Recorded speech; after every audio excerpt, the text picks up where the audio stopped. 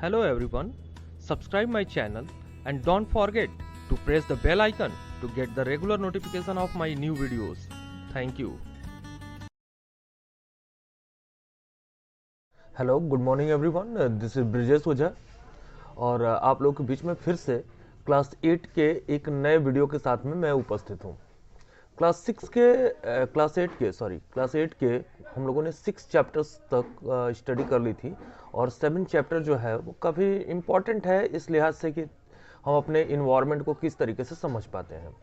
तो चलिए सीधे, क्योंकि इस चैप्टर में बहुत सारी चीज़ें ऐसी नहीं है जिनको कि सीधे बोर्ड पे पढ़ाया जाए, तो मैं सीधे आप लोगों के लिए एक ये अलग तरीके का ही वीडियो लेकर के आ रहा हूँ, जिसमें आज हम लोग डिस्कस करेंगे 7 चैप्टर को, जिसका नाम है conservation of plant and animals. तो इस conservation of plant and animal में हम लोग आज डिस्कस करेंगे कि किस तरीके से प्लांट और एनिमल हमारे लिए ज़रूरी हैं और उनका बचाए रखना हमारे लिए कितना इम्पोर्टेंट है।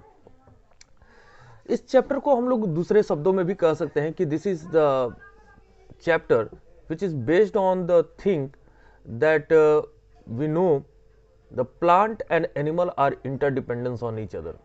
इस चैप्टर को हम लोग दूसरे शब्दों में भी कह सकते हैं कि ये उस रिलेशन को बताता है जिसमें हमें पता चलता है कि प्लांट और एनिमल एक दूसरे के ऊपर में आत्मनिर्भर हैं और दोनों को हमें बचा करके रखना बड़ा ही जरूरी है। करेंगे इस चैप्टर में हम लोग बात करेंगे कि प्लांट और एनिमल को बचाने के लिए गवर्नमेंट ने किस तरीके की स्टेब्लिशमेंट की है, national park, wild life sanctuaries, biosphere reserves.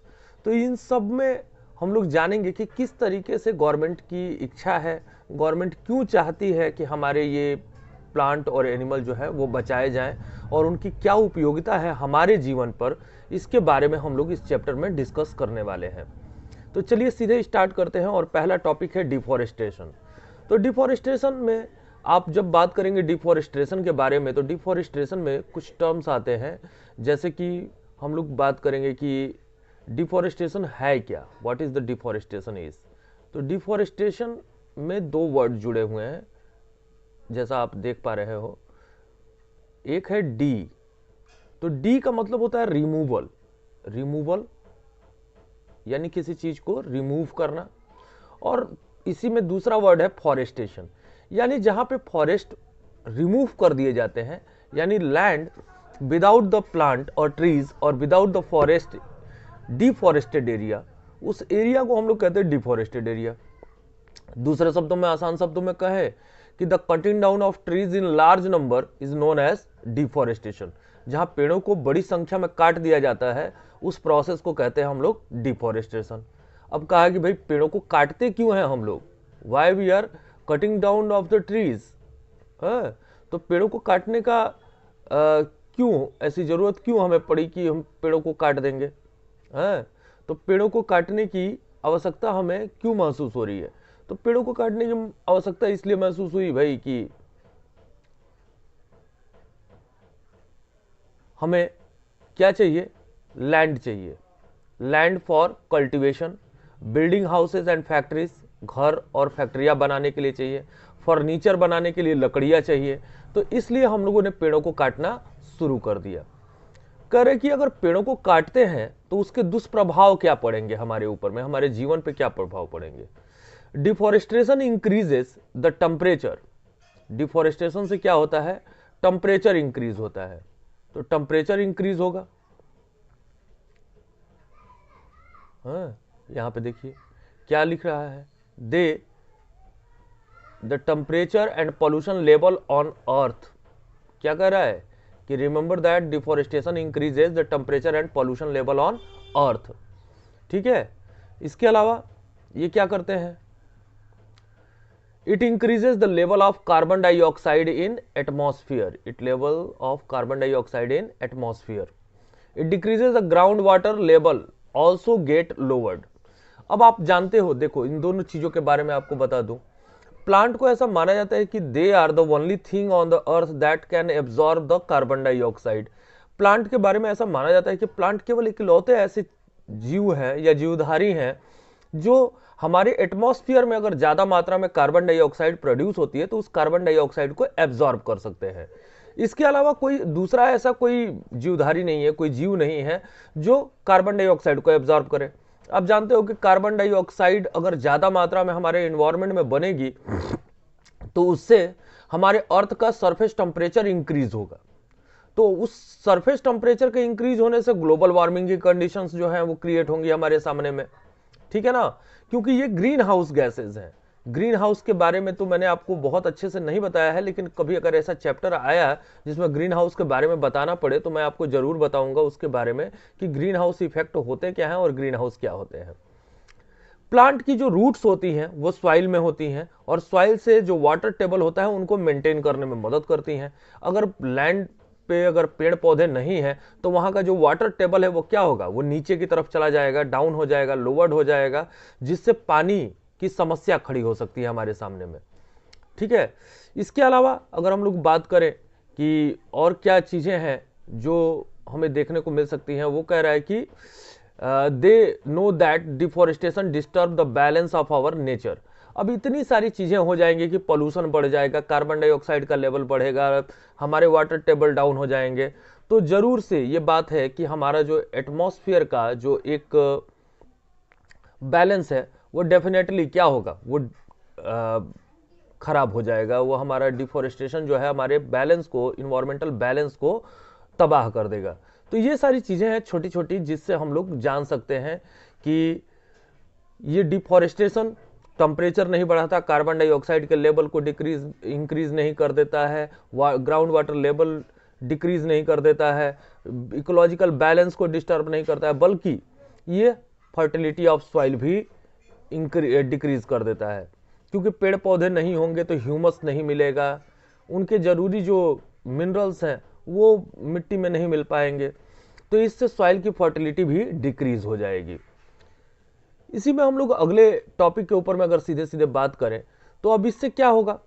अब भाई हमारे पेड़ पौधे जो हैं वो हमारे, अभी जैसे हम लोगों ने बात किया कि इकोलॉजिकल बैलेंस को मेंटेन करने में हमारी मदद करते हैं, तो उसकी वजह से हमारे ह्यूमस कंटेंट जो है वो कम हो जाएंगे सॉइल के अंदर में। ग्लोबल वार्मिंग की अभी मैंने बात की, तो ग्लोबल वार्मिंग होगा, ग्लोबल वार्मिंग होगा, अर्थ का सरफेस टेम्परेचर इंक्रीज करेगा, उसकी वजह से जो टेम्परेचर है अर्थ का वो लगातार बढ़ता जाएगा। आपको मैंने बोला कि ग्लोबल वार्मिंग या ग्रीन हाउस इफेक्ट क्या होते हैं, तो आपको बताऊं कि ये ग्रीन हाउस जो होते हैं ये ग्रीन कलर के हाउस नहीं होते हैं। ठंडी जगहों पे जैसे साइबेरिया है, कनाडा है, या ऐसे कुछ जगह है जहां खेती बाड़ी करने के लिए या पेड़ पौधों को उगाने के लिए लोग एक शीशे का घर बनाते हैं। उस शीशे के घर में क्योंकि वहां पे सनलाइट जो है पूरे साल नहीं रहती है और वहां पे खेती करना मुश्किल काम होता है, पेड़ पौधों को उगाना मुश्किल काम होता है, तो वहां पे लोग एक शीशे का घर बनाते हैं और उसमें जब सनलाइट्स आती हैं तो उस सनलाइट के आने की वजह से क्या होता है कि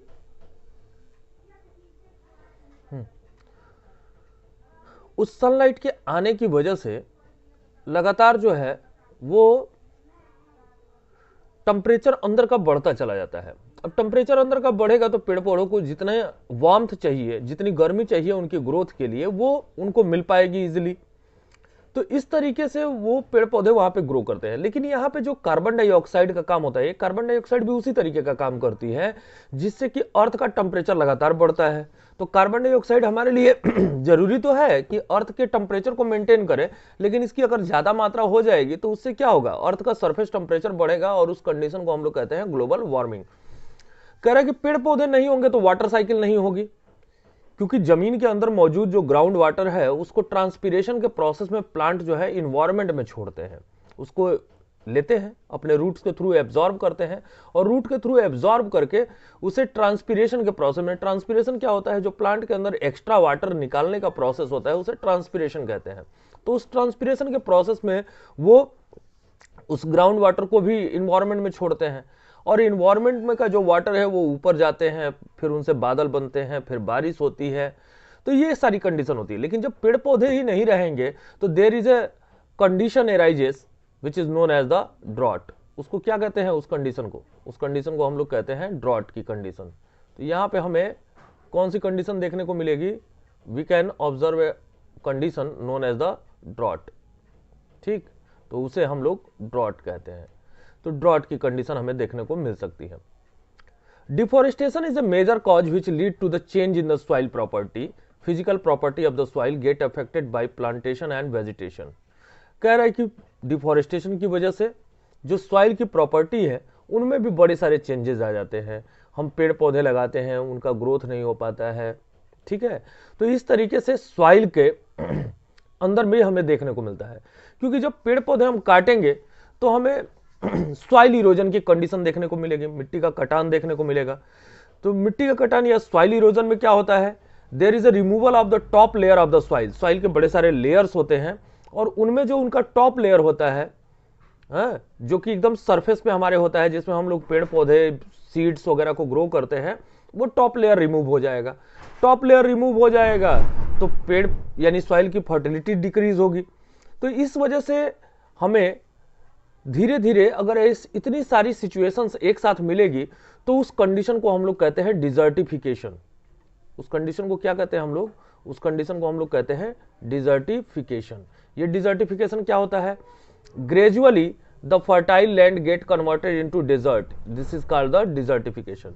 धीरे धीरे जो फर्टाइल लैंड है, पेड़ पौधों से भरा पड़ा है, उसके अंदर में धीरे धीरे परिवर्तन होंगे, पेड़ पौधे नहीं होंगे, सॉइल की फर्टिलिटी डिक्रीज होगी और ऐसी क्षमता आएगी कि उसके अंदर में कोई भी पेड़ पौधे हम फर्दर ग्रो नहीं कर पाते हैं। तो इस कंडीशन को हम लोग कहेंगे डिजर्टिफिकेशन, ठीक है। तो ये डिजर्टिफिकेशन हमारा कहलाएगा। Deforestation also lead to decrease in the water holding capacity of the soil. The movement of water from the soil surface into the ground is reduced. कह रहे कि आप जानते हो कि जब बारिश होती है तो बारिश का पानी छन करके नीचे जाता है, जहां पे जाकर के एक जगह पे इकट्ठा होता है, उस जगह को हम लोग कहते हैं वाटर टेबल। लेकिन जब डिफॉरेस्टेशन होगा तो सॉइल की ये जो एबिलिटी है कि वो वाटर को एब्जॉर्ब करे और उसे नीचे ले जाए वाटर टेबल तक, इस पर भी प्रभाव पड़ेगा और उसकी ये इन्फिल्ट्रेशन जो रेट होगा, सॉइल इन्फिल्ट्रेशन रेट, वो भी डिक्रीज कर जाएगा, जिससे कि फ्लड की कंडीशन होगी, बारिश का पानी ठहर जाएगा कहीं पर भी आएगा तो, ठीक है। उसके अंदर में न्यूट्रिएंट कंटेंट जो होंगे, सॉइल का टेक्सचर जो होगा, टेक्सचर रफ होता चला जाएगा, स्टोनी हो जाएगा। जो मॉइस्चर या मिनरल कंटेंट होंगे उनके अंदर में परिवर्तन हमें देखने को मिलेगा। तो इस तरीके से हमें बड़े सारे चेंजेस जो हैं वो डिफॉरेस्टेशन की वजह से देखने को मिल सकते हैं। चलिए आगे हम लोग बात करते हैं conservation of forest and wild life के बारे में जानने की कोशिश करते हैं। तो कह रहा है कि यहां पे हमें अगर इन सारी कॉन्सिक्वेंसेस को जो डिफॉरेस्टेशन की वजह से अराइज हो रही है उनको रोकना है या उनको किसी भी तरीके से प्रभावित करना है, तो उसको हम लोग एक ही तरीके से कर सकते हैं। वो कैसे कर सकते हैं, हम लोग अपने वाइल्ड लाइफ को कंजर्व करके ही कर सकते हैं। This is only due to the conservation of our forest and wildlife. तो इन्हीं की मदद से हम लोग ये काम कर सकते हैं, क्योंकि अगर ये नहीं होंगे तो हमारा जीवन जो है वो संभव नहीं होगा। चलिए इनके बारे में जाने, जैसे अभी हम लोगों ने बात करी, मैंने बताया आपको कि यहाँ पे हम लोग इस चैप्टर को ऐसा भी कह सकते हैं कि ये जो चैप्टर है ये हमें बताता है कि किस तरीके से प्लांट और एनिमल एक दूसरे के ऊपर में आश्रित हैं। तो इस चैप्टर में हम लोग इसी के बारे में बात करेंगे और थोड़ी सी बातें मैं आपको बता दूं कि जैसे हमारा एटमॉस्फेयर है, ये जो हमारा एटमॉस्फेयर है, इस एटमॉस्फेयर के कई सारे लेयर्स हैं, जिनमें से एक होता है हमारा बायोस्फीयर, एक होता है बायोस्फीयर, एक होता है हमारा लिथोस्फीयर, हाँ, और एक होता है हमारा हाइड्रोस्फीयर। तो बायोस्फीयर में क्या होते हैं, बायोस्फीयर में यहाँ पे जो टर्म दिया है बायो का मतलब होता है कि लिविंग ऑर्गेनिजम्स। तो जिस हमारे एटमॉस्फेयर के पार्ट में लिविंग ऑर्गेनिजम्स रहते हैं उनको हम लोग कहते हैं बायोस्फीयर। लिथोस्फीयर जो हमारे अर्थ का सॉइल पार्ट है या स्टोनी पार्ट है उसको हम लोग लिथोस्फीयर कहते हैं, और हाइड्रोस्फीयर यानी पानी। तो जमीन, पानी और ये लिविंग कंडीशन यानी एटमॉस्फेयर का मिल करके हमारा बायोस्फीयर बनाते हैं, हमारा एटमॉस्फेयर बनाते हैं। तो इसी बायोस्फीयर की हम लोग यहाँ पे बात करेंगे जिसमें हमारे लिविंग ऑर्गेनिजम्स रहते हैं। करेंगे पंचमढ़ी बायोस्फीयर। यहाँ पे ये पंचमढ़ी बायोस्फीयर जो है वो एक यूनिक बायोस्फीयर है जहां पे प्लांट और एनिमल को एक साथ में रखा जाता है। इनकी जो कंडीशंस हैं वो अपर हिमालयन रीजन की तरह हैं, उन्हीं की तरफ बिलोंग करते हैं। एंड इनका जो कंडीशन दूसरी तरफ से है तो वो लोअर वेस्टर्न घाट की तरफ से है। तो यहां पे अलग अलग तरीके की बायोडाइवर्सिटी जो है वो पाई जाती है। इन बायोडाइवर्सिटी की वजह से यहाँ पे अलग अलग तरीके के प्लांट और एनिमल स्पेसीज हमें देखने को मिलते हैं। हाँ, तो यहाँ पे इन प्लांट और एनिमल स्पेसीज को प्रिजर्व किया जाता है, उनको प्रोटेक्शन प्रोवाइड की जाती है। ठीक है, तो ये पंचमढ़ी बायोस्फीयर जो है एक यूनिक तरीके का बायोस्फीयर है हमारे अर्थ के ऊपर में। देखिए यहाँ पे लिखा हुआ है कि biosphere is the part of the earth in which the living organism exist और which support the life. Biological diversity और biodiversity refer to the variety of organism existing on the earth, their interrelationship and their relationship with the environment. तो कह रहे कि biosphere अर्थ का वो part है जिसमें लिविंग ऑर्गेनिजम्स रहते हैं, और बायोडाइवर्सिटी या बायोलॉजिकल डाइवर्सिटी से मतलब है कि कितने अलग अलग तरीके के एनिमल या प्लांट जो हैं किसी एक पार्टिकुलर रीजन्स में पाए जाते हैं और उनके बीच का संबंध कैसा है। आगे हम लोग इसी टॉपिक में बढ़ेंगे और जानेंगे कि गवर्नमेंट की क्या योजनाएं हैं। आप लोगों को पता है कि एक ऐसा समय था जहां पे बड़े लार्ज नंबर में टाइगर्स को किल कर दिया जाता था। टाइगर को किल करना, डिफॉरेस्टेशन करना यानी पेड़ों की अवैध कटाई करना, तो ये सब चीजें जो है हमारे इकोलॉजिकल बैलेंस को डिस्टर्ब करती हैं। तो गवर्नमेंट ने इन सारी चीजों को सोचते हुए समझते हुए 1972-73 के आसपास में एक प्रोजेक्ट लॉन्च किया जिसको हम लोग कहते हैं project tiger. This is project tiger is aim to preserve the tigers in the forest areas. जंगलों के अंदर में रहने वाले टाइगर जो हैं उनको प्रोटेक्ट करने के लिहाज से गवर्नमेंट ने प्रोजेक्ट टाइगर लॉन्च किया। उसने बड़े सारे national park, wild life sanctuaries और बायोस्फीयर रिजर्व्स बनाए जहां पे जानवरों का शिकार करना या पेड़ों की अवैध कटाई करने पे पूरी तरीके से मनाही है, वहां पे रोक है। अब इसमें हम लोग जानेंगे कि the government agency also take care of the forest and animal. The government lays down the rules, method and policy to protect and conserve them. Government समय समय पर नए नए नियम, नई नई विधियां और नई नई नीतियां जो लेकर के आती रहती है जिससे कि प्लांट और एनिमल को प्रोटेक्ट किया जा सके। Wildlife sanctuaries, national parks, biosphere reserves etcetera are protected area for conservation of plant and animal present in that area. कह रहे कि wildlife sanctuaries, national park, biosphere reserves और जितने भी प्रोटेक्टेड एरियाज हैं उन सब का महत्व यही है कि उस पार्टिकुलर जगह पे पाए जाने वाले जितने भी प्लांट और एनिमल हैं उनको प्रोटेक्ट किया जाए। प्रोटेक्टेड एरिया क्या है? To protect our flora and fauna in their habitat, protected area called the sanctuaries, national parks and biosphere reserves have been earmarked. Plantation, cultivation, grazing, falling tree, hunting and poaching are prohibited there. तो protected area क्या है? जहां पे हम अपने plant animals, flora और फना, flora मतलब उस पार्टिकुलर एरिया में पाए जाने वाले प्लांट, फना मतलब उस पार्टिकुलर एरिया में पाए जाने वाले एनिमल्स, उन सबको प्रोटेक्ट करें। इसके साथ साथ में वहां पे पेड़ पौधे लगाएं, खेती बाड़ी करें, ग्रेजिंग को रोकें, पेड़ों की कटाई रोकी जाए, हंटिंग, पोचिंग, जानवरों को पकड़ना, उनका शिकार करना, ये पूरी तरीके से उन एरियाज में बैन होगा। तो ऐसे एरिया को हम लोग क्या कहते हैं? प्रोटेक्टेड एरिया कहते हैं। सेंचुरीज क्या होती हैं? Areas where animal are protected from any disturbance to them and their habitat.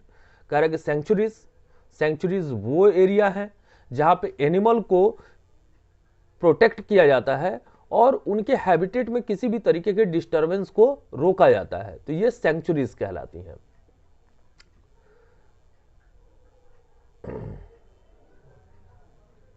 हम लोग बात करेंगे बायोस्फीयर रिजर्व्स के बारे में। तो जैसे अभी हम लोगों ने बात किया, as you are aware that biodiversity is the variety of plant and animal and micro organism generally found in an area. Biodiversity क्या है? बायोडाइवर्सिटी एक प्रोसेस है, एक वो टर्म है जिसमें हम लोग बायोलॉजिकल डाइवर्सिटी की बात करते हैं, यानी अलग अलग तरीके के प्लांट और एनिमल अगर किसी एक पार्टिकुलर एरिया में पाए जाते हैं तो उस एरिया के क्या कहलाएंगे? बायोडाइवर्सिटी कहलाएंगे।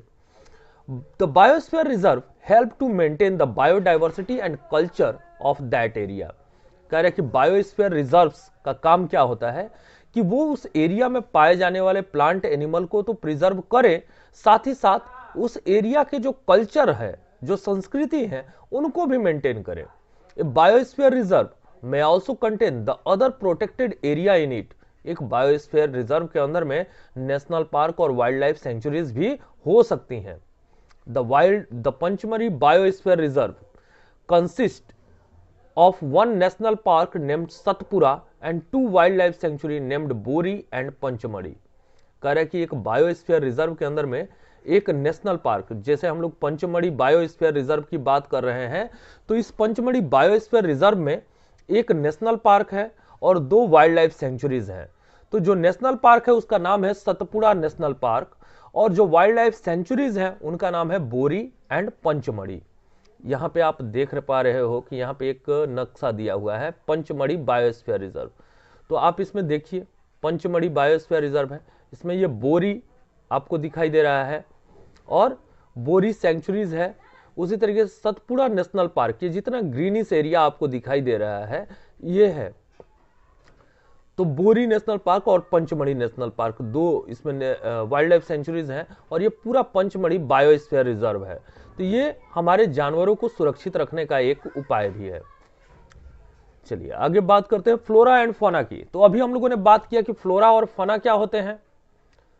तो flora and fauna, the plant and animal found in a particular area are termed as flora and fauna of that area। तो किसी एक पार्टिकुलर एरिया में पाए जाने वाले जितने भी प्लांट हैं उनको हम लोग क्या कहते हैं, उनको हम लोग कहते हैं फ्लोरा। ये हमारे कहलाते हैं फ्लोरा। जितने भी प्लांट होंगे तो उस एरिया के जो प्लांट होंगे उनको हम लोग कहेंगे फ्लोरा, और उस एरिया में पाए जाने वाले जितने भी एनिमल्स होंगे उनको हम लोग कहेंगे फाना। ठीक है, तो फ्लोरा और फना का मतलब हो गया उस पार्टिकुलर एरिया में पाए जाने वाले प्लांट और एनिमल्स को हम लोग फ्लोरा और फना के नाम से जानते हैं। जैसे sal, teak, mango, jamun, silver, fern, arjun etcetera are the flora and chinkara, blue bull, barking deer, chital, leopard, wild dog, wolf etcetera are the example of fauna और पंचमढ़ी बायोस्फीयर रिजर्व। तो पंचमढ़ी बायोस्फीयर रिजर्व में इतने सारे जितने ये पेड़ों के नाम मैंने लिए हैं वो वहां के फ्लोरा है, पार्टिकुलर एरिया में पाए जाते हैं, और जितने एनिमल्स के नाम लिए वो सभी वहां पे पाए जाने वाले एनिमल्स हैं बायोस्फीयर रिजर्व में। यहाँ पे पिक्चर्स भी दिए हुए हैं, आप देख सकते हैं। इंडेमिक स्पेसीज क्या होती है, कह रहे कि इंडेमिक स्पेसीज। तो इंडेमिक स्पेसीज क्या है भाई? Endemic species are those species of plant and animal which are found exclusively in a particular area, they are not naturally found anywhere else. कह रहे कि इंडेमिक स्पेसीज यानी किसी एक पार्टिकुलर जगह पे प्लांट या एनिमल की जो स्पेसीज पाई जाती है उनको हम लोग इंडेमिक स्पेसीज के नाम से जानते हैं। आप जानते हो कि कंगारू केवल कहां मिलते हैं? ऑस्ट्रेलिया में मिलते हैं, तो वहां के इंडेमिक स्पेसीज है। बंगाल टाइगर कहां मिलते हैं? भारत में मिलते हैं, बंगाल में मिलते हैं, तो वो यहाँ की इंडेमिक स्पेसीज है। तो किसी एक खास जगह पे पाए जाने वाले कोई प्लांट या कोई एनिमल की जो स्पेसीज होगी उसको हम लोग क्या कहते हैं? उसको वहां की इंडेमिक स्पेसीज के नाम से जाना जाता है। ठीक है, तो ये इंडेमिक स्पेसीज कहलाती है हमारी। उसी तरीके से sal and wild mango are as 2 example of endemic flora of Pachmarhi biosphere. साल और मैंगो ये पंचमढ़ी बायोस्फीयर के 2 इंडेमिक प्लांट स्पेसीज हैं जो पाई जाती हैं। इसके अलावा bison, Indian giant, squirrel and flying squirrel और endemic fauna of this area. इस एरिया में जो एनिमल की इंडेमिक स्पेसीज पाई जाती है पंचमढ़ी बायोस्फीयर रिजर्व में वो बाइसन है, इंडियन जाइंट है, स्क्वायरल है, फ्लाइंग स्क्वायरल है और ये सारी चीजें हैं।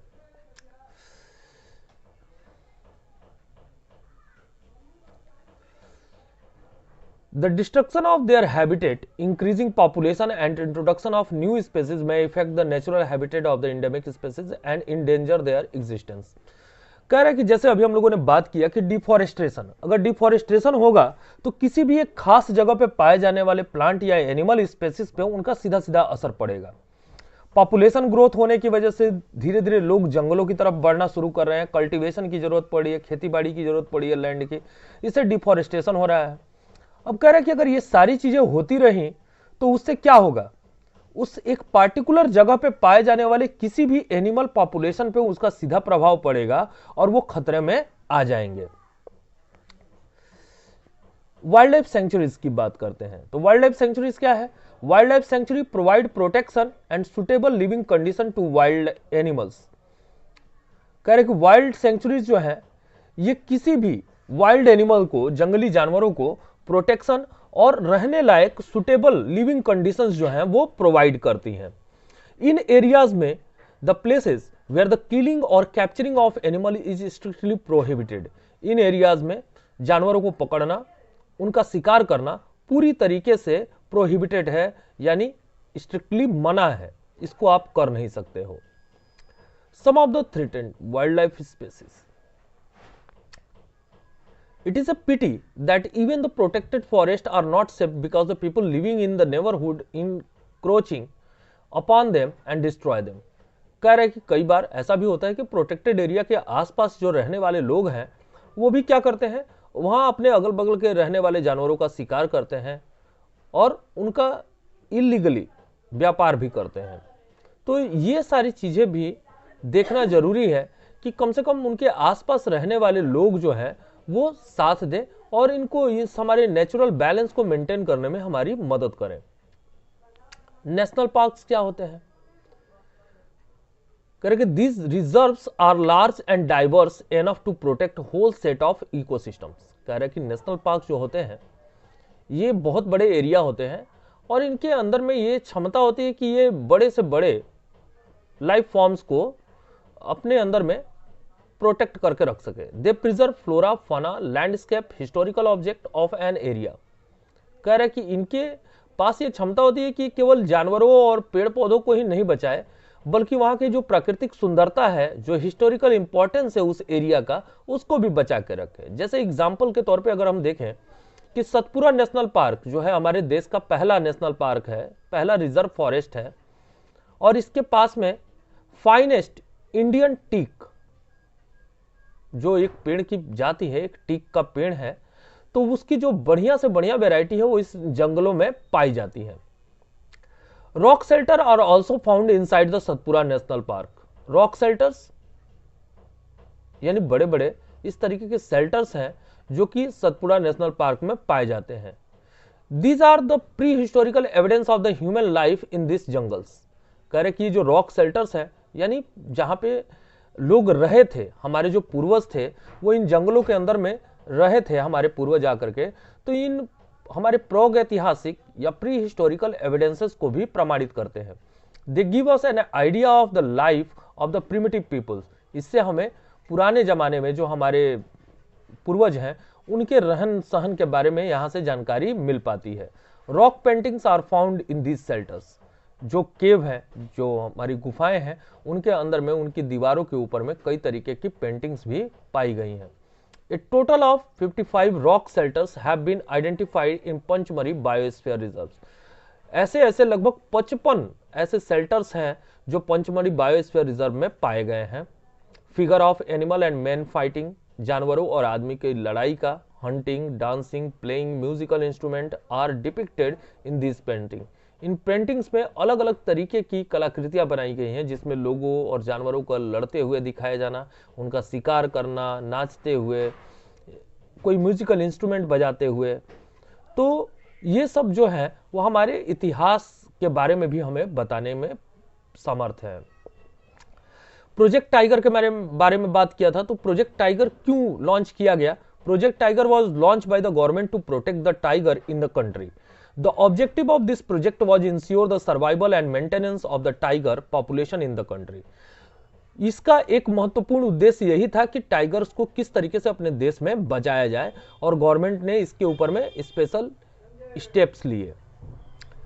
Tiger is one of the many species which are slowly disappearing from our forest. कह रहे कि टाइगर उन बहुत सारी जातियों में से एक है जो धीरे धीरे हमारे जंगलों से गायब हो रहे हैं। The Satpura Tiger Reserve is unique in the sense that significant increase in the population of tiger has been seen here। Satpura tiger reserve जो है अपने आप में एक विशेष स्थान रखता है क्योंकि यहाँ पे टाइगरों की जनसंख्या लगातार जो है बढ़ती हुई देखी जा रही है। Once upon a time, animals like the lion, elephant, wild buffaloes and Barasingha were also found in the Satpura National Park. एक ऐसा समय था जब यहाँ पे लॉयन, एलिफेंट, वाइल्ड बफेलो और बारासिंगा जैसे एनिमल जो हैं वो पाए जाते थे Satpura national park. Animals whose number are diminishing to a level that they might face extinction are known as the endangered animals। कह रहे कि ऐसे एनिमल्स जिनकी संख्या लगातार जो है वो कम होती जा रही है और जो खत्म होने की कगार पे हैं, ऐसे एनिमल को हम लोग क्या कहते हैं? इंडेंजर्ड एनिमल्स कहते हैं। तो those who are facing the problem of extinction is known as the endangered animals.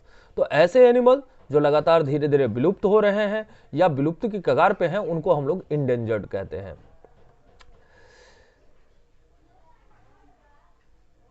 कह रहे कि ऐसे बड़े सारे एनिमल हैं, जैसे डायनासोर की अगर हम बात करें तो वो बहुत समय पहले ही हमारे इस अर्थ से डिसअपियर हो चुके हैं। Survival of some animal have become the difficult because of the disturbance in their natural habitat. कह रहे कि लगातार होने वाले हमारे इकोलॉजिकल डिस्टर्बेंस की वजह से इन एनिमल की जिंदगी भी, कुछ एनिमल की जिंदगी भी बड़ी प्रभावित हो रही है, जिसमें से टाइगर और लॉयन जो हैं वो एक महत्वपूर्ण स्थान रखते हैं।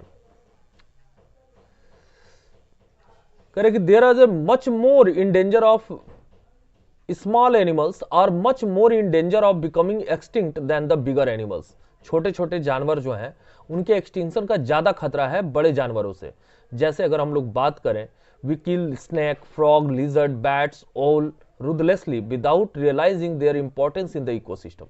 कह रहा है कि हम लोग सांपों को, मेढकों को, लिजर्ड्स को, बैट्स को, ऑल को बिना ये समझे कि इनका क्या रोल है हमारे या क्या इनका इंपॉर्टेंस है हमारे इकोसिस्टम में, हम उनको किल कर देते हैं। By killing them we are harming our self. They might be small in size but their role in the ecosystem can not be ignored. कह रहे कि हम उनको मार करके अपना ही नुकसान कर रहे हैं, क्योंकि ये जानवर छोटे आपको दिखाई दे सकते हैं, सांप है या फ्रॉग है या ऑल है या लिजर्ड्स हैं, तो ये छोटे जानवर हैं, लेकिन इनका बहुत बड़ा रोल है हमारे इकोलॉजिकल बैलेंस को मेंटेन करने में। तो इनको हमें बचाने की जरूरत है। They form part of the food chain and food web. ठीक है ना, ये फूड चेन के बारे में आप लोगों ने क्लास 7 में पढ़ा होगा कि फूड चेन क्या होता है या फूड वेब क्या होती है। तो ये हमारे फूड चेन को चलाने के लिए जरूरी है, क्योंकि फूड चेन एक श्रृंखला है जिसमें लगातार एनर्जी का ट्रांसफर होता है एक ऑर्गेनिज्म से दूसरे ऑर्गेनिज्म में। तो ये कहीं ना कहीं उसके एक महत्वपूर्ण हिस्से हैं, एक महत्वपूर्ण पार्ट हैं जो कि हमारे फूड चेन या फूड वेब को चलाते हैं। तो इनको हमें किल नहीं करना चाहिए। An ecosystem is made up of all the plant, animal and microorganism in an area along with the non-living components such as the climate, soil and river deltas। तो इकोसिस्टम क्या है? इकोसिस्टम जितने भी लिविंग और non living substances हमारे आसपास में पाए जाते हैं वो हमारा इकोसिस्टम बनाते हैं। तो लिविंग सब्सटेंसेस कौन है? तो लिविंग सब्सटेंसेस में हम सभी आते हैं, चाहे पेड़ पौधे हो या एनिमल हो, सारे के सारे आते हैं। इसी तरीके से नॉन लिविंग में क्या आते हैं? तो नॉन लिविंग में बात करेंगे तो सॉइल आएगा। सॉइल के अंदर जो प्रेजेंट होने वाले न्यूट्रिएंट्स हैं या मिनरल्स हैं वो आते हैं। वाटर आता है, एयर आता है। तो ये सभी कुछ मिल करके, air, water, soil, animal, plant, ये सभी के सभी मिल करके क्या बनाते हैं? हमारा इकोसिस्टम बनाते हैं। रेड डाटा बुक के बारे में बात करेंगे कि रेड डाटा बुक क्या है। तो रेड डाटा बुक एक ऐसा सोर्स है, एक ऐसी बुक है जिसके पास में इंडेंजर्ड एनिमल और प्लांट स्पेसीज के रिकॉर्ड्स मौजूद हैं। Red data book is a source book which keep a record of all the endangered animal and plants. जितने भी एनिमल या प्लांट हैं उन सब के बारे में एक डाटा, एक रिकॉर्ड कहां पे हमें देखने को मिलेगा? रेड डाटा बुक के अंदर में हमें देखने को मिलेगा।